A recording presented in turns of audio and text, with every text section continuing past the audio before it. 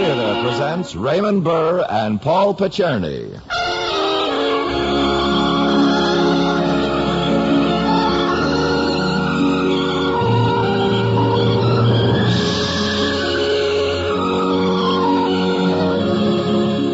From Hollywood, the Mutual Network, in cooperation with Family Theater, presents Showdown, starring Raymond Burr. And now, here is your host, Paul Picerni.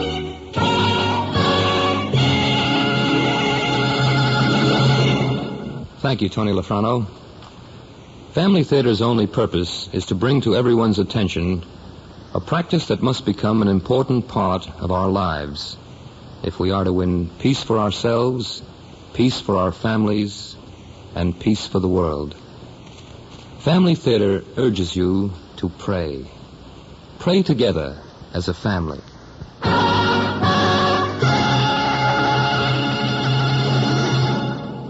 And now to our transcribed drama, Showdown, starring Raymond Burr as Wally.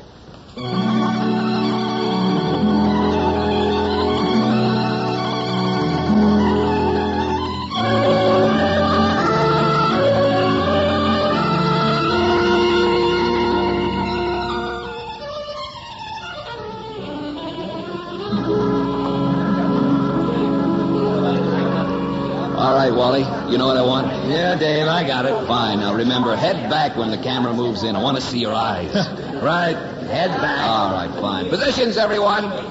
Give me a bell. Let's have a little quiet. Quiet, sir. What? Well, Roll them. Scene 57. Take 3. Steve? All right, Wally. I know what's wrong with me. I've been running away from you, putting you off, afraid of getting hurt. I wasn't smart enough to see that the longer I waited, the more damage you could do me. Well, I'm smart enough now. I'll never run again. Cut. Print it. All right, boys, that's it for tonight. I'll see you tomorrow, Dave. Oh, wait a second, Wally. Oh, what's in your mind? Well, I kind of hate to bring this up. Hey, walk me to my dressing room, will you? I want to get this makeup off. Sure. Oh, what is it you hate to bring up? I'm not giving you what you want? Oh, no, Wally. The job you're doing is fine. Just fine. Picture's going great. Well, Wally, it's about the fan magazine. Oh, not you, too. Listen, Dave. Look, don't jump down my neck. They asked me to talk to you in the front office. Dave, my life is my own. No, not altogether it isn't, Wally. You're in the motion picture business, an industry that depends on publicity, and the fan magazines give it. It's easy enough for you to say that. You're a director. You don't have to go into the goldfish routine. Look, all this is pretty new to you, Wally. We all know that. But still, well, Wally, in any business, you can't bite the hand that feeds you. All they want is a little history on you. I've made up my mind, Dave. My past life is my own. Is this some routine, man of mystery? No routine. Look, let's talk about it some other time, huh? I want to get cleaned up and get back home to the kids. Wait a second, Wally. Maybe I ought to warn you. About what? Well, there's a fan mag reporter waiting for you. Oh, you're kidding. No, I'm not. In your dressing room. Well, thank you, Dave. Thanks for the warning. You want me to come along? You don't mind? No, not at all. Dave, why do they keep after me? I'm not that hot. Oh, you're hotter than you think, which, if you don't mind me saying so, is a little unusual for an actor. Now, that's one reason. And another, you've never said anything about your past life. Anything at all. The public gets curious. And magazine writers have a job to do. I suppose so. I don't know why all the mystery, but I do know you'll have to eventually tell them something. Make it up if you have to, but tell them something. Yep. Guess I'll have to. Wally. Yeah? Be nice to her. Oh, it's a her, is it? Yeah, Wally, it's a her. What I mean is, don't antagonize these people. It won't do you any good, and like I said before, they're only doing a job. Sure.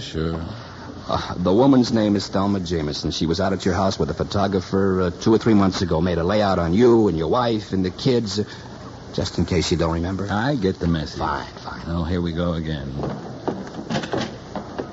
Well, hello. Mr. Gray, I don't suppose you remember. Why, me. sure I do. Your name's Jameson, isn't it? That's right. And the first name was Thelma. Well, You were out at the house a couple of months ago. Took some pictures of me and the wife, the kids. I'm very flattered, Mr. Gray. Make it Wally.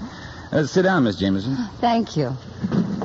Oh, you've met Dave Ingalls. Oh, of course. Sure, Miss Jameson and I have been friends for a number of years. You don't mind if I take off my makeup while we're talking? Not at all. Hand me that towel, will you, please? Oh, surely. Here you are. Thanks. You're, you're not doing another story on me so soon. Well, it's the same one, isn't it, Thelma? I'm afraid it is. Oh? I'm afraid I didn't get enough information before. Wow. What can I do for you? My editor says I have to get a little history. Oh, he does. That's right. I'm sorry. After all, Wally, they have to give the readers what they ask for. You see, we have a public too, you know. I can't think of anything important I haven't already told you. I was a stuntman for 6 years, and then one day on location in Mexico, an actor got sick. Dave Ingalls here gave me his role. Ever since then, I've been an actor. That's about all there is to it. Not quite. You see, we want to know what happened before that. Nobody just starts acting. You must have had some background or have had some training. There must be a reason why you came to Hollywood in the first place. Miss Jameson, why does anybody come to Hollywood? But you're not just anybody, Mr. Gray. No. And there must be more to it than that. Now, why do you say that, Thelma? Why? Well, his reticence to talk about it. Oh, I can understand how just keeping it a mystery could be worth a lot of publicity. A man of mystery certainly offers some attraction up to a point, but, you see, I feel that, at least my editor feels that, well, we're past that point now. And he wants some facts. I told you, Wally. Sure. Well, Thelma, I think you're in for kind of a disappointment. I'm afraid the story is pretty commonplace. With all that secrecy? Well, there just wasn't anything to tell, so I thought it might be worth more, publicity-wise, to keep it a mystery. So it's all been a publicity gimmick, huh? Oh, not really. No, look. All my life I've wanted to act. Here I am. That's the story. Well, what brought you to Hollywood? Just wanting to act? That's it, Thelma. Sorry there isn't some great story to tell you. When I got out of high school, I came to Hollywood. I enrolled in the Pasadena Playhouse. I couldn't stay there. I had to take up some stunt work to keep eating. You know the rest. Just a publicity gadget of my own making. That's it. Dave. So help me, 8-1, that's the way it happened. Sorry. I don't think my editor will buy this. Sorry. It's all I've got to sell. Well, then, I guess I might as well be going. Oh, Dave, open the door for the lady. Yeah. Tell you what I can do, Thelma. Huh? If anything comes up, I'll call you first. Well, thanks. Good luck to you. You're not kidding me. No, I'm not. Well, all righty. Be seeing you. Bye. Goodbye, Thelma. Well, that takes care of that, Oh, I don't know. I don't think she swallowed it. I didn't. No, No, I think she knew you were lying to her. I wasn't lying to her. Wally, she wanted the whole story. I don't want it published, Dave. She wouldn't take no for an answer, so you can say that was just my way of telling her it was none of her business. All right. But what is the whole story? Well, between us, off the record, huh? And why you been keeping it to yourself? Why? I'll tell you why, Dave. You said between us. And I meant it. You know me, Wally. Yeah. Dave, Dave, I'm not sure, but I think I might be wanted in another state. What? On a felony charge. Oh, you're kidding me. I wish I were. But you're a star, Wally. Your face is seen all over the country. Surely if you were... Wait a minute. Maybe I better tell you about it. It'll help you understand. About 6 months before the end of the Second World War, I got pretty well shot up. Got my discharge from the Army. I was mustered out at Camp Kilmer, New Jersey. After nearly 30 months of the Army, I made up my mind to really have a time for myself. Really be free. You know what I mean? Yeah, I know the feeling. Go on. So I spent about a third of my back pay on a car and headed west.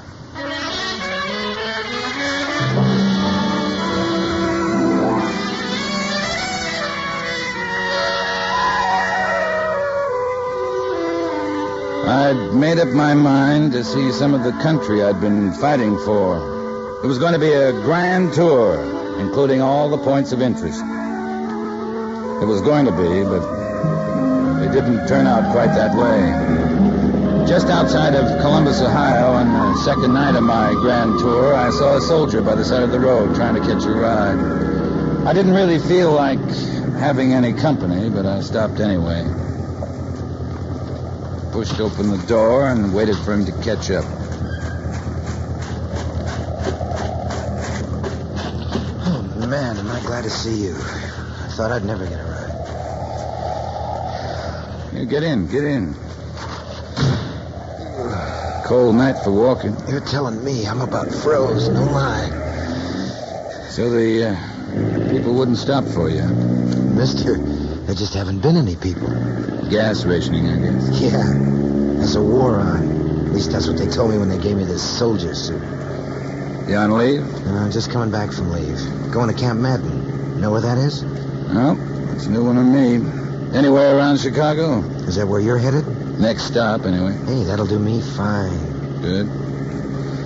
Cigarette? Hey, don't mind if I do, thanks. Here, let me light yours for you. Thanks. Yeah, that's got it. Yeah, I see you're wearing a duck pin. A what? You know, the veterans button. Where were you? Oh, France mostly. Infantry? No, I was a tanker. Tanks. Oh, man, you can have my share of that kind of war. Why do you say that? It's everybody's target, that's why. First thing they try to knock off. You're right about that. And I'll bet you're not out of the Army because they got tired of looking at you. Right again. Tanks. Phooey. Oh, I don't know. 4 inches of armor can be pretty consoling. It didn't seem to do you a whole lot of good, if you don't mind my saying so. Oh, you can't blame that on the tank. I got mine outside the thing. Why'd you get out? I never found out. We either broke a tread or lost a bogey. It stopped, and you had to get out. Yeah, that's about it. Like I said, tanks, phooey. You got the time? Yeah, it's 12:30. You thinking of stopping the night somewhere? Oh, I thought I'd go straight on through to Chicago. Yeah, good. Hey, look up ahead. I bet that's the first car I've seen on this road in 2 hours, except for yours. Boy, that guy's really traveling, too. I bet he's doing 80. Yeah, he's in a hurry, all right. Look at the way those lights are bouncing. Souped up, I'll give you odds. Hey.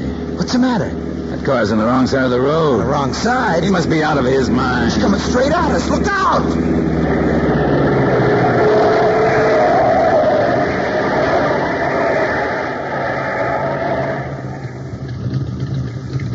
Oh, that guy might have killed us. Lordy, he wasn't even going to give us time to pray. Well, I'm glad that's over. I'm just afraid it's not over. That's what I'm afraid of. What do you mean? You've been out of circulation for a while. It's a kind of a game that guy was playing. Game? Yeah. A couple of kids in hopped-up cars drive head-on at each other. The guy who turns first is yellow. He's chicken. They must be nuts. He's turning around. I can see his headlights back there. I'm afraid we're in for it again. He knew I'd turn. He knew it. Hey, pull on the coal. Maybe if we keep ahead of him for long enough, he'll give up. For 2 cents, I'd call his bluff. But I didn't go through a war so that some fool could kill me on the highway. He's following up, all right. Yeah? How far back? Well, it's hard to tell. About Half a mile maybe, and he's gaining. Can't you get any more out of this thing? I'm doing 85 now. It's all the way to the floorboards. That guy must be doing 100. He's sure close and fast. If this were only a tank. If this were only a tank I was driving. It's no use, buddy. You might as well slow down and save your engine. That guy's coming up like we were standing still. We've had it. If I could only get my hands on him. 1 minute, that's all I need. Just 1 minute. There's 2 of them in that car. I could see 2 of them. Oh, man, if we only had something to throw at them when they go by. Anything. What now? Well, he's motioning for you to slow down. Oh, he is. Say, there's a girl in that car. Girl? There's a kid driving, but there's a girl in there. Hey, mister, where are you going? To a fire? You ought to sell that thing for scrap. So maybe I'll turn it into scrap for you. You're yellow, Buster. You're chicken. Listen, you punk. You stop that car for a minute. We'll get out and see who's chicken. Yeah, sure. Right away, sir. Oh, if I only had something to throw. Mister, you're yellow, and we're going to prove it to you. Come on, Eddie, let's go.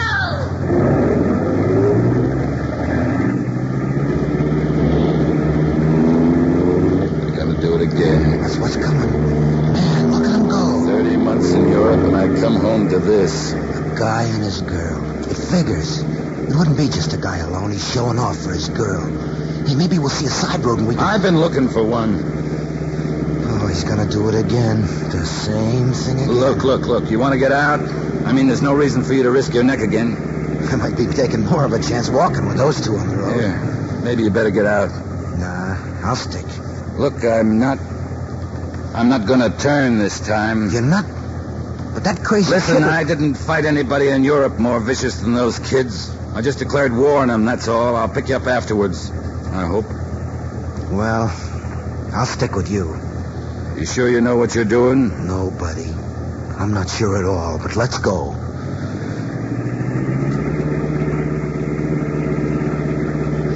You know, it's a shame they don't hand out medals for this kind of a war. They did, I guess you and me'd come out of this stoop-shouldered from the weight of them. Yeah, if we come out of it. Hey, they're turning around up there. Ready to come at us again. A high school punk, a girl, and a ton of dynamite. Putting lives in jeopardy for a lousy thrill game. That girl's no better than he is. Hey, maybe you better get under the dashboard. No, I'm all right. Here they come. Smack down the wrong side. Oh, man. Hey, what are you doing? I'm edging for the middle. When that punk turns away from me, he'll go in the ditch. Now, hold on. Look out!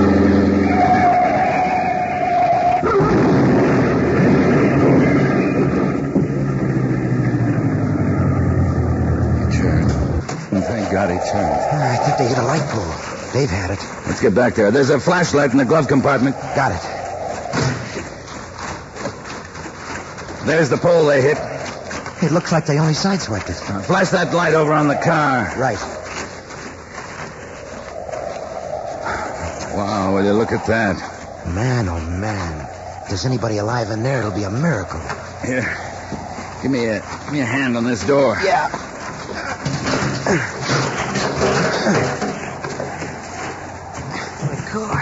My car. Look at my car. He's all right. What about the girl? We'll have to get the boy out before we can get to her. You think we ought to move him? Why didn't you turn? You just shut up. He's a little cut up, but he looks all right. Listen, boy. Can you get out? I don't know. Can you move your feet? Wait. Yeah, I can move everything all right. Here, help him out. If I can get my hand under his shoulder here. Wait. Here's what saved him. Look. A safety belt. These kids got safety belts like pilots. Here, let me open it. There, now you can get him out. I think so. Come on, kid. Easy. Sit him down on that wheel and let's see about the girl. Sue, is she all right? Finally got around to wondering about that, huh? You're all right, kid. Come on. I'm right with you. Here, hold the light. How's that? She looks all right. Hey, she's coming around. I think so. Did he say her name was Sue? Yeah, I think so. Sue? No. Sue! What happened? Never mind that. Can you move? Can I move? Here, let me open that seat belt. All right, now, Sue. Try to move. Can you move your feet? I don't know. Try. There. Yeah, they moved. Man, it's a miracle. I can't move my arm. I can't It's move probably my... broken that or your collarbone. It's all right. It's nothing serious. Nothing serious. I can't even move my arm. I mean, it can be fixed. You ought to be dead. It would be, except for that seatbelt. Oh, get me a doctor, please. We will. Now, just take it easy. We'll get you a doctor, so relax. Guess we better get to a phone, huh? Yeah, we'll have to go to the next town. Yeah, wherever that is. Boy, How is Sue? Is she dead? your girlfriend's got a broken arm and a few cuts and bruises. But it's not your fault she's not dead, punk. Well, yeah. We'll see about that. What do you mean by that? Well, you ran us off the road. That's what I mean. We'll see whose fault it is in court. Oh, he's a honey, a real honey. Look, boy, we've got to get help for your girl, so we're going to the next town and send back a doctor. You understand? Yeah. We'll try to make it quick. We ought to leave you here and let you pull your own fat out of the fire. Come on. Man, oh, man. It takes all kinds of people, but he takes the cake. Yeah. And he wants to take me to court. Yeah, how about that? I was going to take it easy for a while and see the country. A kid. A stinking kid and his girl out looking for a thrill. What if you have to go to court? I'll need you for a witness. I'd be glad to do it, buddy. I'd love to, but I'm going back from a leave. I'm going back because it was canceled. You know what that could mean. You might be shipping out? Right. You know, how you might do, a stranger in court without a witness in a small town that knows the kid, probably known him all his life. Oh, brother. Oh, it sure doesn't look good. Well, what can I do? Well, we had the flashlight. Those two never saw us. Oh, I don't know. Isn't that a felony? Wouldn't it be a technical hit and run? I don't know about those things. When I think of your chances and I think of his, I know what I'd do. I'd send him back an ambulance and the sheriff, maybe from a payphone. And then I'd run like a scalded dog.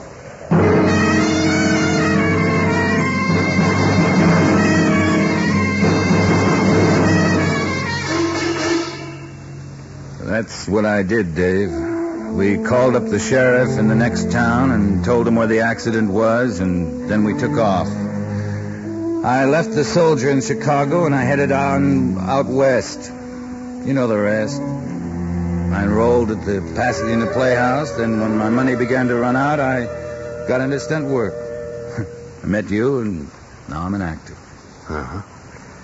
All this happened about 10 years ago? Yep. Now I got a wife and kids, a contract. Too much to lose. Sure. That's why you've kept your past a secret. Maybe it seems a little foolish to you, but I've always got that feeling in the back of my mind that someone might put two and two together. You know what I mean? Sure. Wally, why don't you let me look into this for you? How could you do that? Never mind how, Wally, but I think I can do it safely. Okay? Okay. I halfway hope they have got a want on me. Then I can get this skeleton out of the closet. I've worried about it long enough.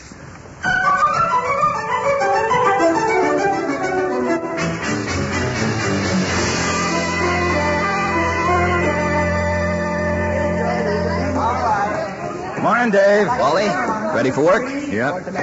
I've got some news for you. Already? Mm-hmm. Had a little checking done for the story department. They've got a few ways of getting facts most people don't even know about. Besides, most people expect writers to ask questions. What'd you learn?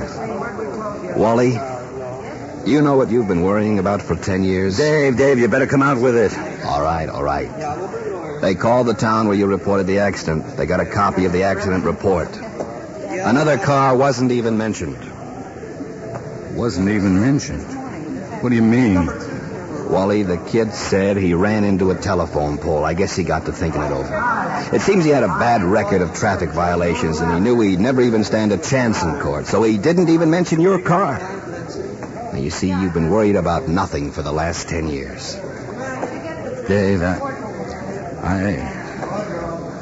don't know how to thank you. Well, the front office asked me to talk to you about the fan magazines. I thought I might call Thelma Jameson, and you two could have a little talk. And you can just forget all about the accident. Yeah, I'll do that. Fine. Now, Wally, I wasn't too happy with the rushes on that last scene yesterday. You want to take it again? Yeah. And keep your head back. I want to see your eyes. Now, get in position. I'll get it this time. Sure you will. Now, remember, head back, Wally. All right, let's have some light positions, everyone. Give me a bell. Light on the set. We're on a bell. Quiet, please. And we roll. Scene 57. Take 4. Speed. All right, Wally. I know what's wrong with me. I've been running away from you. Putting you off, afraid of getting hurt. And I wasn't smart enough to see that the longer I waited, the more damage you could do me. Well, I'm smart enough now. I'll never run again.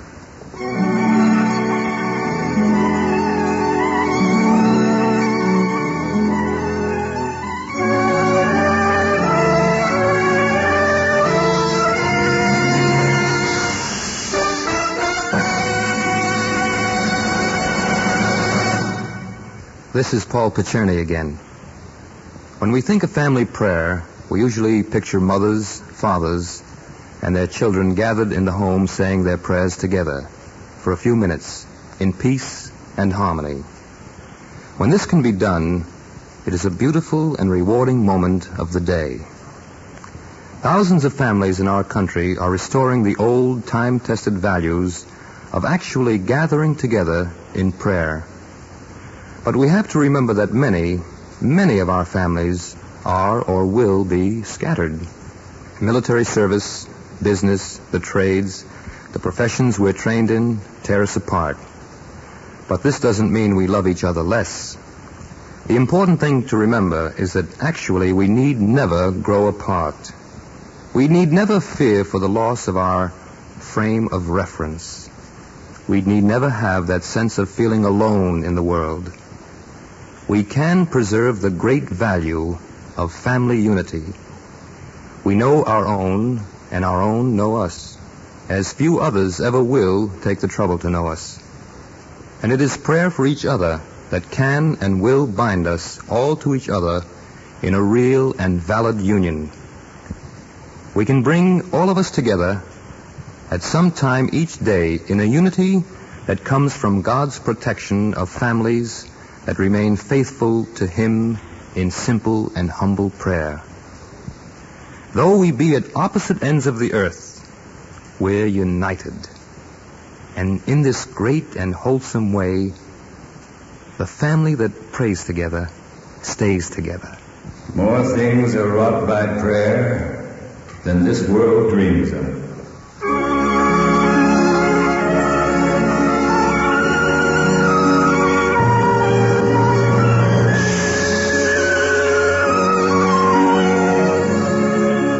From Hollywood, Family Theater has brought you transcribed Showdown, starring Raymond Burr. Paul Picerni was your host. Others in our cast were Herb Ellis, Gigi Pearson, Mal Mana, and Jeffrey Silver. The script was written and directed for Family Theater by Robert Hugh O'Sullivan, with music composed and conducted by Harry Zimmerman. This series of Family Theater broadcasts is made possible by the thousands of you who feel the need for this type of program, by the Mutual Network, which has responded to this need, and by the hundreds of stars of stage, screen, and radio who give so unselfishly of their time and talent to appear on our Family Theater stage. To them and to you, our humble thanks. This is Tony Lafrano expressing the wish of Family Theater that the blessing of God may be upon you and your home, and inviting you to join us next week when Family Theater will present The Girl in the Green Dress, starring Pat Crowley. Marshall Thompson will be your host. Join us, won't you?